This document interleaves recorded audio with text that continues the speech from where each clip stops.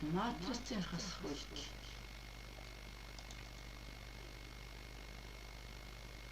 За энэ матриц өгчээ. Тэгээд энэ X матрицыг олчих. За яг X матриц гэсэн мэхээр энэ X матрицыг хоёроор үржүүлчих. За тэгвэл энэ бол хасагдагч матриц, хасагч матриц энэ бол ялгуур матриц болно. Та хэрхэн бодох юм? За юун түрүүнд энэ хасагчийг олно. За хасагчийг олоход хасагдагчаас ялгуурыг хасна. За үүний дараагаар за энд одоо хасаад бичлээ. Тэгэхээр яасан бэ гэхээр энд ийм болсон.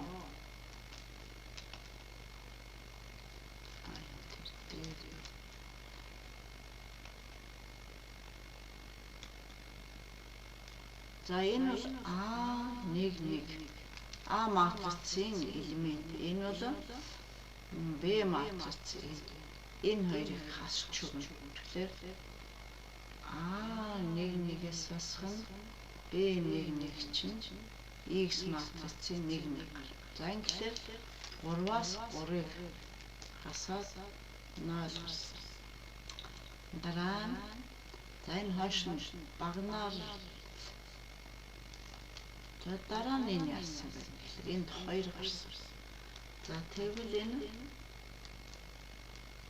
энэ чинь А2 2-р мөрний 1-р гишүүн. Энэ Б матрицын 2-р мөрний 1-р гишүүн. За 2 гарсан. Дараа нь А1-ийн 2 Б1-ийн 2 1-р мөрний 2-р гишүүн. За 8 гарсан. Дараа нь А1-р мөрний 3-р гишүүн Б1-р мөрний 3-р гишүүн. За энэнд 3-аас хасах нь 3 гэсэн чинь сөрөг 6 болжээ.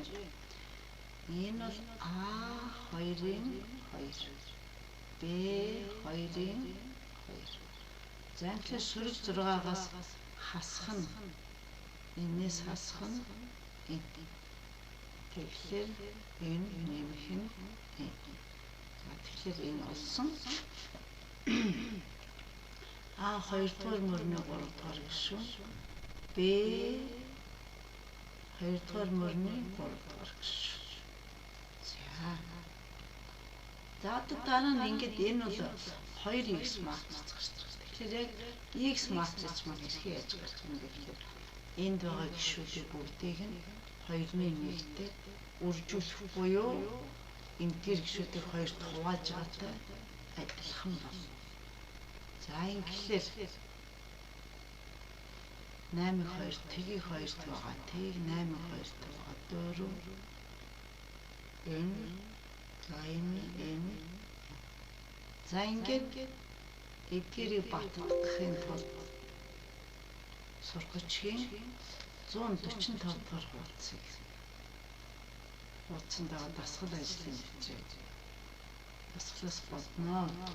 За тэгээд асуух асуулт байваас 49 гэсэн байвас та бүхэн шат чирээ манай сургуулийн төв хүүхдэд маш дэрэгэнгүй ойлгомжтой